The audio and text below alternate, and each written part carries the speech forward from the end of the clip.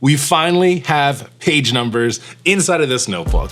Hey there crew, it's Mark, and in today's video, we're gonna be checking out a notebook that I designed. I partnered along with Archer and Olive for their 2024 professional collection, and I got to design a notebook from the ground up. Everything that I've been talking about for the past few years, I got to make inside of this notebook collection, which will be available for you on July 12th. I'm going to be sharing with you all the special features of the marked notebook. I'm so excited about these features inside of here. It's really everything that we've been talking about for years. I got to do it. And then for the second half of this video, I actually want to take you on the process that I took from my original idea, presenting that to Archer and Olive, and then kind of my design ideas and iterations, working along with the team until we got to this beauty right here. So let's go ahead and get started. All right, so first things first, the marked collection comes in 3 different sizes. I wanted to pick the most common sizes that I thought would work well for professional notebooks. And for me, that is an A5 size, that is a B5 size, and that is a square size notebook. Each of the notebooks comes in this really cool looking designed notebook that we have here right up my alley. On the back of the notebook, we have some of the details. This is the marked notebook. This is the A5 size that we have here. It's gonna be a dot grid notebook, 192 pages and 160 GSM paper. This notebook is literally everything that I've wanted for a really long time.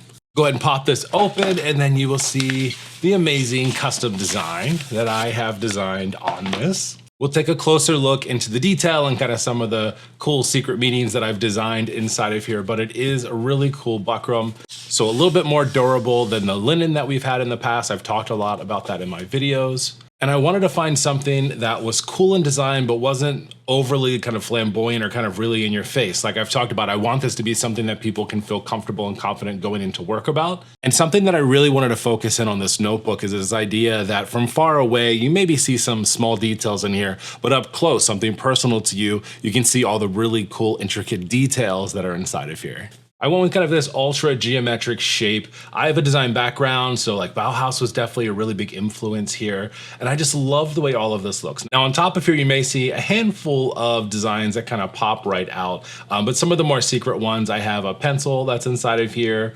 I have a tape roll that I designed inside of here. Right, we have our hearts. If you are a Star Wars fan, this might look a little familiar to you.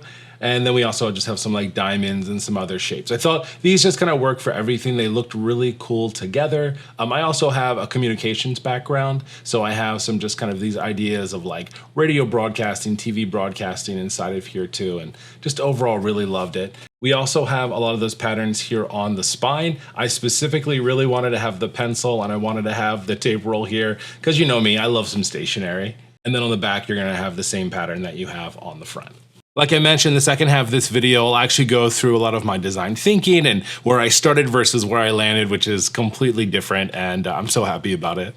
All right, then we go ahead and open up the notebook, and we have this really super cool, very shiny looking inside cover design. I wanted something that would mimic what we have here on the front, and also just be interesting to look at. It's hard to pick with so many different icons and lines and shapes, but I think it looks really cool. Then we have our standard Archer and Olive nameplate that's on here. And then on the inside cover here, I have a custom signifiers page. You know me, I love using as much of a notebook as possible. And so when I was working along with the Archer and Olive team and I was throwing ideas out there, they were like, Mark, I know you love to kind of maximize your space in your notebooks. What might we do on this blank page here? And I was like, what should we do here? And that custom signifier space just made a lot of sense to me. Whether you're using the bullet journal method and using those signifiers or creating your own, I wanted something that could work for a lot of different people. And if you don't want to use it for signifiers at all and use it for something totally different, it's totally up to you. That's one of the main reasons that I didn't put any headers inside of here, because I wanted you to customize it for yourself. All the other standard features are in here. We have the pocket in the back, we have the pen holder here on the side, and then the page itself. I'm excited. We finally have page numbers inside of this notebook. The number one thing when Archer and Olive started talking with me about working along with them was what would I want inside of my journal? And before I could even say it, they were like, I know you want page numbers. And I was like, that's honestly the only way that I can do this. Like there's no way that I can put out a notebook with Archer and Olive and not get page numbers into the notebooks. So every single page, starting on page 1 and working yourself all the way to the back on page 192. So you never have to worry about adding your own page numbers into your bullet journals again, at least if you're buying my notebook. The other thing that you'll notice inside of here are the smart marks on the pages. So along the bottom of each of the pages as you go through, you're going to see 2 different icons. The first one is going to be these long lines here. Now, if you take a ruler or your pen, you can go ahead and draw straight lines up from these, and that'll break your page up into thirds. Or if you want to quickly half your page, you can draw a line up from the triangle here. Now, those icons are also on the margins of your pages here. So same deal, if you want to do 3 rows, you would just draw 2 lines across the lines here. Or if you want to go ahead and split your page in half, you would go ahead and draw a line across this triangle in the margin. The reason that I did this is I wanted to find easy ways for people to use notebooks without having to worry about having a lot of other things. Now, I, in the past, have used a lot of different type of page grids. I know some notebooks already build them in, but I didn't want to necessarily hold anyone to like how I design, but I still wanted to give people a functional way to use their notebook. So any way that you want to make this happen, now you can. Something that I really wanted to focus on in this notebook with any of these special features is I want them to be there to help you, but I also didn't want them to be overly distracted. So that's why you're only going to see the smart marks on the bottom or in the margins. That way you have the rest of your page to use if you want to, whether or not you want to use those. The same thing goes for the page numbers. Placing those was a really hard decision. I tried a bunch of different places, but I felt personally that it looked cleanest kind of inside this rectangle, inside of this larger grid of the page. I know some people aren't going to be happy about that because they think they can't use that part of the page, but I made sure to design this so that you can see the page numbers, but they're not super bold and in your face. That way, if you don't care about page numbers, you just draw over top of it, not a big deal, but it's also not taking up so much space that you feel like you can't use that space if you need to. The B5 notebook, everything in this is exactly the same. The smart marks that are on the inside have been sized appropriately for a B5 size. But we did have to do something a little bit different for the square because there's actually no natural middle in the square notebooks. So inside of the squares, you're actually going to see kind of double icons here. You're still going to see your third lines that are here, but if you want to create a center of your page, there actually has to be a 1 square gutter in between. And because square size is exactly the same length as width, you're going to see the same thing on your rows as well. I really thought hard about how I was going to approach that for the square notebook because I know that it doesn't work out perfectly. So adding that extra icon in there for the center hopefully is helpful to you when using this and creating a double grid for yourself if you need to. Just has a little bit of extra space, 1 square. Creating this notebook was an awesome experience. And so I actually asked if I could share a little behind the scenes with you on how we got to this final design because I actually started in a very different place when we first started this project. So January 25th changed my life forever because that was the first time that Heidi from Archer and Olive reached out to me and told me that they were going to be doing another professional line and knew that I had a lot of ideas and thoughts on last year's professional line and said, "Do you think you could do better?" And I basically almost passed out because I was like, wait a second, are you asking me to help you design something? And they were like, no, we want you to design your own notebook and collaborate along with us and put this out with the professional line. Oh my gosh, this is insane. Okay, I'm gonna go ahead and get started. In my video from last year, I talked about a handful of things that I thought a professional notebook should be. It's funny because it's changed a little bit from then to now, especially with like thinking up this new design that we have. Because originally I wanted to go for a very much more like subdued, very minimalistic, refined looking notebook. I also talked about page numbers because I think if you're using your notebook for work, you need to be able to find those pages quick, and page numbers do exactly that. Whether you're using the bullet journal method, an index, or whatever else, it's just super important to have those, in my opinion. I also talked about the charm and that, not something necessarily that I thought, worked well inside of a professional notebook. We still have the charm in my design, but I actually had some other ideas for it that unfortunately we weren't able to make happen in time. But who knows, maybe we'll do something in the future. I also talked about the importance of sizes as well, and thinking that a super large notebook or any teeny tiny one doesn't necessarily mean professional, and that really helped me kind of hone in on what I thought would be most professional for the masses, which was the A5, B5, and square. And like I mentioned, I've been using those sizes over the years for my professional notebooks and using my bullet journal for work, so hopefully these work for as many people as possible. So the first thing that I did is I started to put together my ideas, and I wanted to present to Archer and Olive my earliest thoughts on what Archer and Olive professional line could be for them. So I made a little presentation, and I'm going to share it with you right now. I'm a super big dork, so I actually did put together a presentation of what I thought it was going to be. So the first thing was, what did I think a professional notebook was? I thought that it needed to be a functional part of my day, an extension of yourself at work, and overall a tool to help you accomplish what you wanted to, but also a planner or notebook that worked for you versus you trying to work for it.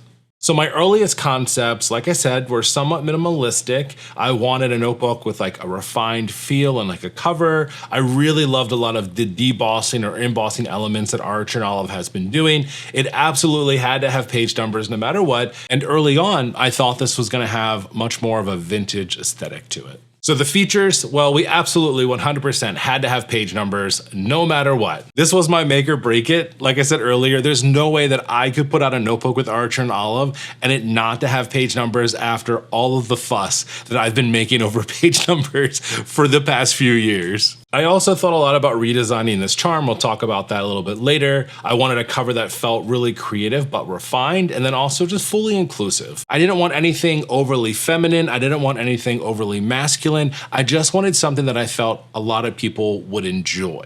You'd think that page numbers were easy to do, but there are so many different ways that page numbers are done. I thought about doing something fancy, making it old and vintage looking, or even going with more of that classic numbers that we saw. Early on, I thought, well, of course we're keeping the 160 GSM, but what if we do that vintage feel and try like deckled edges or gold edges or something like that? Like I talked about, I really wanted to redesign this charm. As much as I know the ampersand is a really important part of Archer and Olive, the little dangly ampersand doesn't always feel professional to me.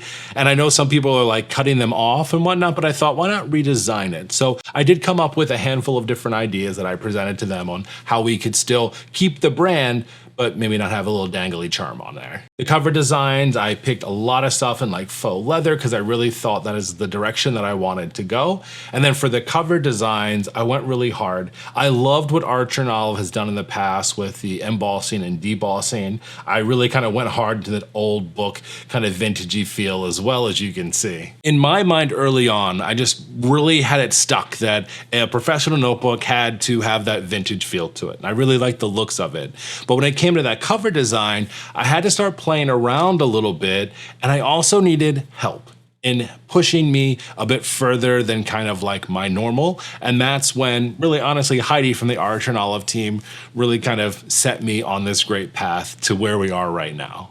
Being the big uber dork that I am, I put together another presentation of some early concepts of what I was thinking about for this notebook. So let's go ahead and talk and share a little bit more about those. So I'm not afraid to admit that I can be a little basic, but I really love this kind of Art Deco look early on. I was thinking about a lot of these lines and how I was using these pieces and how that might look kind of framing out kind of more of an open notebook. Continued along with that path and moved into like a little bit more like this Greek kind of really kind of refined edges here is what I was thinking about. I did start to fall in love with some more geometric stuff here, as you can see, which is interesting because eventually that's kind of what led me to where I am now. And even going super minimal, but again, keeping inside of this line geometric kind of look. And then I went all in and was like, how about all the lines? How about all the things? I also started to take a look and think how some of these patterns would work on top of textured faux leather. I thought about kind of that old book look and having kind of this really nice grain along with these really cool geometric looks. Those were fine, but then I started to think, Mark, what if you could have like an icon, like something to kind of make this feel really prestigious? Like, what would that look like? And this took me down the path of an octopus. I don't know what about this I liked so much, but I thought, okay, that refined vintage looking feel, line art, something that would really look cool, either embossed or debossed onto a notebook. I thought about that black on black, which is interesting because that's where we ended up going with the current design, but I just really love the way that this looked. And it also reflected what I talked about a little bit ago, that I wanted something that felt personal to you, but that if others kind of saw it from a distance, maybe wouldn't think so much about it and just kind of look like a normal notebook. But if they got up close, they could really start to see some of those designs. I thought this guy looked really cool, and I kept on with this kind of border as well because I really just kept thinking about how this would look on a notebook. I also went down the Griffin path because I thought that had a little prestige to it as well and a bit of a story behind it too. And I thought it could look pretty cool, but Archer and Olive has always done stuff with these icons on it. I didn't necessarily know where I wanted to go, and then I went a little bit too far, started playing with these eagles and whatnot. My brain was kind of going all over the place with what I thought a notebook needed to look like. But I also decided to completely flip the script. And what if I went ahead with that geometric look, but tried something a little bit different?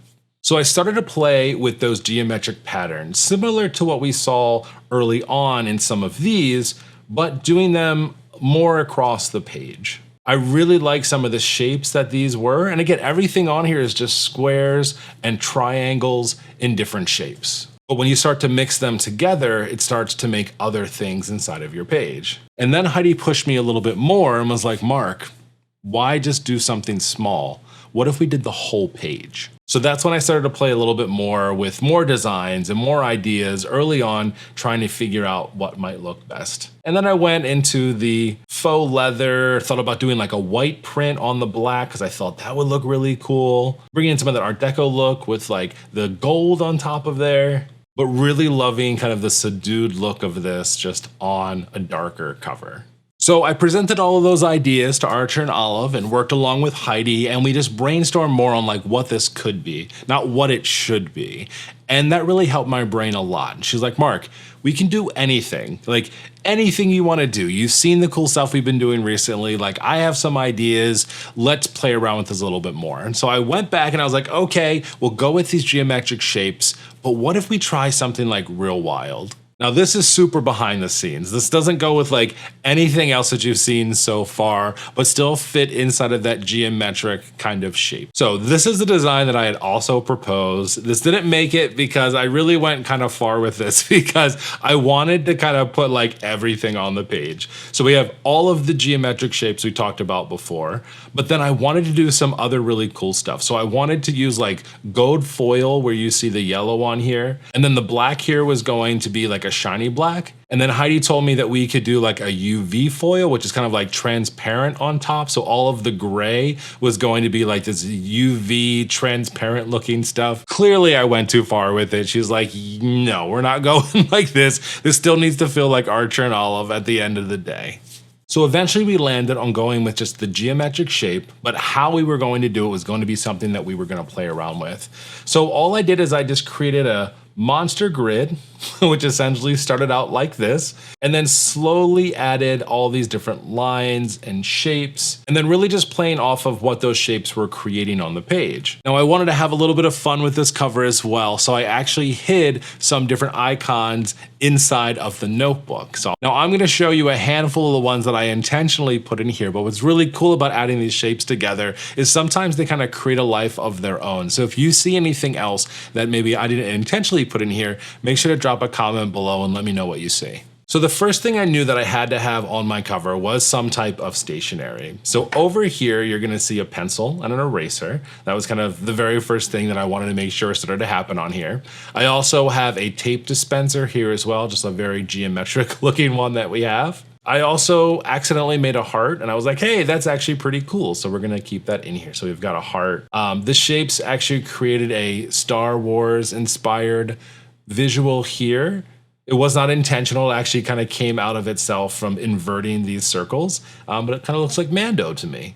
I also have a background in radio broadcasting and communication, so I wanted to have some things inside of here. So we have these ideas of like radio broadcasting. There used to be this old end of day visual that they used to put on TV when broadcast ended, so I wanted to create some of that. And the one thing that's in here is my name. Mark Figurito. We have a big M and an F on here. I had to fit that in there somehow. And like I mentioned, some things just start to look like different things. Like this kind of looks like sun rays coming down if I look at it a certain way. You can see some other letters in here like the B's. You've got a star that gets created inside of here too, triangles, an arrow, all kinds of fun stuff like that. When Heidi told me that I could do the spine design, then I knew that I also had to carry over some of those pieces here, so I have the pencil and the tape dispenser here. Now, like I mentioned, these shapes sometimes create different things that I did not intentionally make on here. And when I got the first proof for this, which I'm actually going to show you in just a minute, my wife looked at the corner and she said, "Mark, what does haunch mean?" What? And to her, this read as a H-O-N-C-K. And I couldn't go out with the notebook that said haunch, so I had to redesign it. So once I had the design and we knew where we were going with it, we had to pick what we wanted this design to go onto. And so I mentioned earlier that I had this faux leather kind of vintage kind of feel in my mind and thought that is something that I would like as a notebook. And for whatever, the buckram wasn't even something, honestly, that I really knew about. I only knew that linen gets dirty really quick and the faux leather can kind of be whatever you want it to be. But what's interesting is that there's more faux leather out there than I even knew was possible. I only kind of knew what I already had. So Heidi was very patient with me, and there's many times during this process that she said, "Do you trust me?" And to be honest with you, I feel like Heidi has done an amazing job with the design team and Archer and Olive as a whole, and I've just been creating really amazing notebooks. So like, of course I trust someone who does this for a living. So let's go ahead and take a look at the first 3 comps that we got of the notebook before we landed on our final design. All right, so considering that I've never done anything like make a notebook before, I wasn't sure really what to expect, but these are the 3 different ideas that we got early on. So actually, let me start with this one, because I almost picked this one as the notebook because I love the way that the design looked on here. So this is a faux leather that has like a really soft kind of feel to it. And this has no foil on it at all. This is literally just pressed right into the notebook. And earlier I talked about wanting to have something that just looked like a basic notebook, but then when you got a little bit closer, you could start to see more of those details. I don't know if you're gonna see this before I do, but as soon as I touched this notebook, I started to see my fingerprints all over top of it. Everywhere, front and back, side and side. And I literally said to myself that people would hate me if I ever put out a notebook that you could instantly see your fingerprints on, because we know how much we don't love that.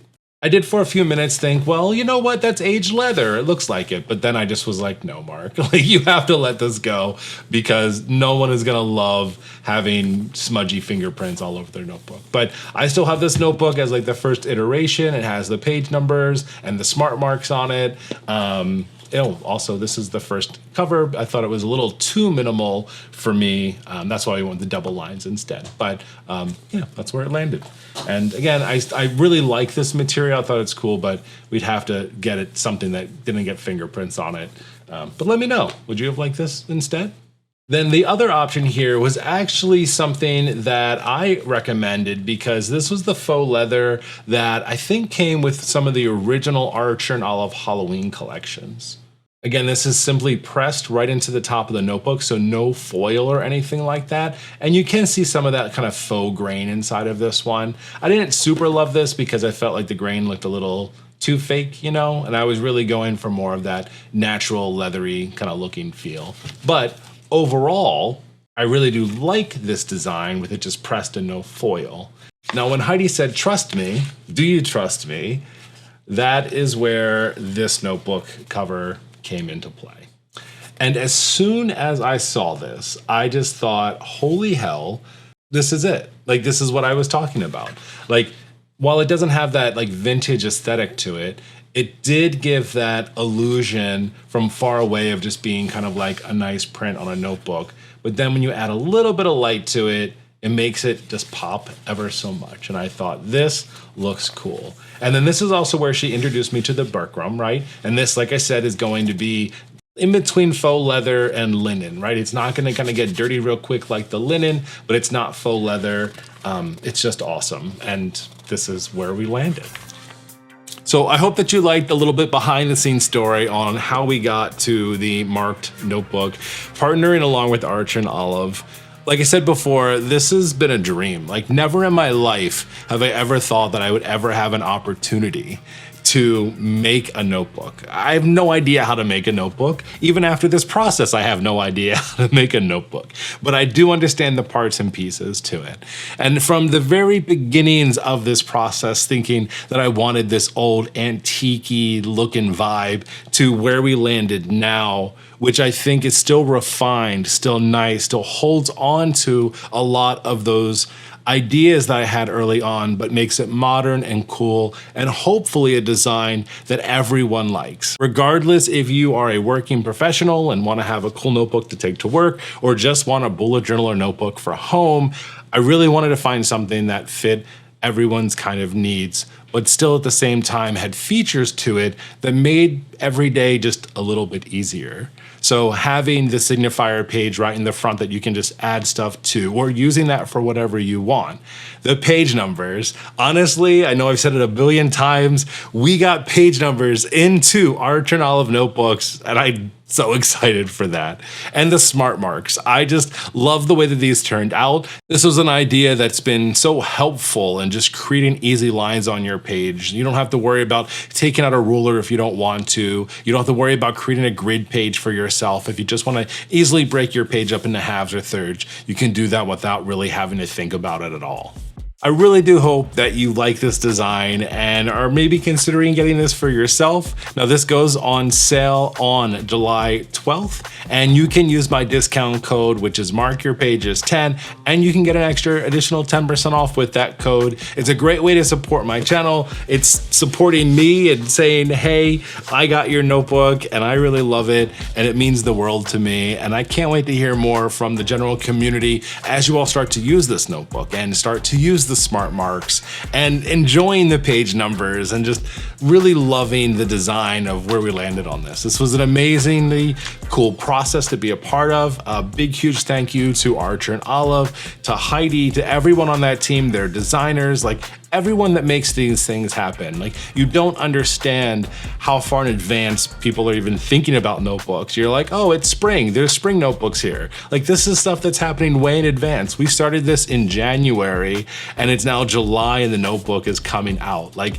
it's been a cool process, and I don't know, hopefully I get to do it again. We have to tell Archer and Olive, like we want more marked notebooks. That would be super cool. What if I just have a line of smart marks and pages and I get to create new covers each time? You let me know if you'd like that. I'm not gonna get ahead of myself. Super happy, super thankful for where we are right now. And yeah, so thank you so much for checking out today's video, and love to hear your comments down below and have some good conversation there. And I'll talk to you next time, friends. See ya.